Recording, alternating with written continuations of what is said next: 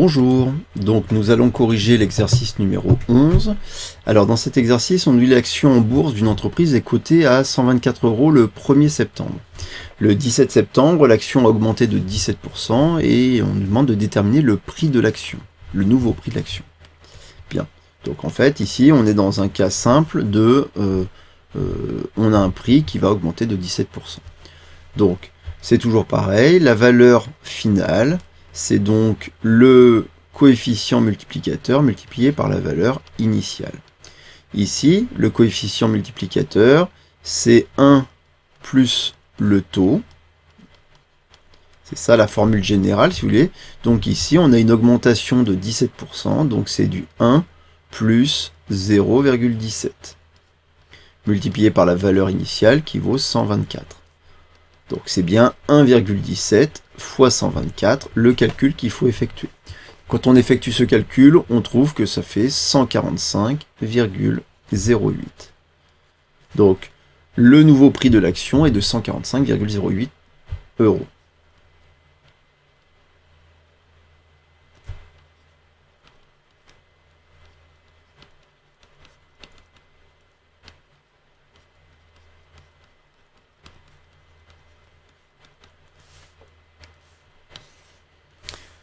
Deuxième question. Calculer la valeur en pourcentage de la baisse pour que le prix de l'action revienne à son prix initial. Alors là, on est dans le cas où on a une valeur initiale, une valeur finale. Ici, on a eu une augmentation donc de 17%. Et on voudrait savoir quel est le pourcentage qu'il faudrait faire de baisse pour revenir à la valeur initiale. Donc, quelle est la baisse en pourcentage pour revenir à la valeur initiale? Alors, ça paraît toujours intuitif et ça ne l'est pas du tout.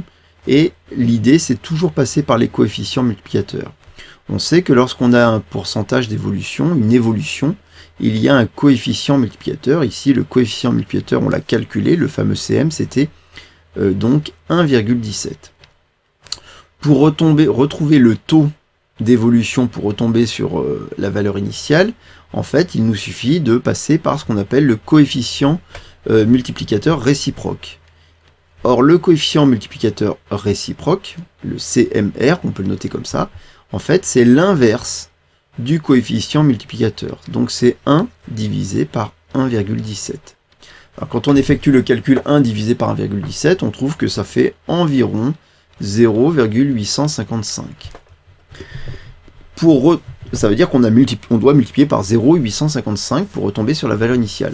Et donc pour calculer donc le taux c'est 0, le taux pas le taux réciproque, le taux qu'on cherche, c'est 0,855 moins 1. Hein, c'est le coefficient multiplicateur moins 1, c'est-à-dire c'est moins 0,145. Et ça nous montre qu'en fait, il faudrait que le prix devrait baisser de 14,5% pour retomber sur sa valeur initiale. Donc le prix devrait baisser de 14,5% pour retrouver sa valeur initiale.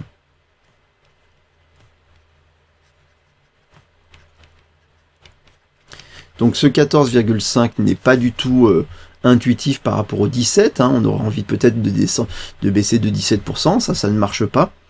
Donc c'est vraiment en passant par les coefficients multiplicateurs et coefficients multiplicateurs réciproques que l'on va pouvoir déterminer ce taux d'évolution réciproque, ce taux d'évolution final.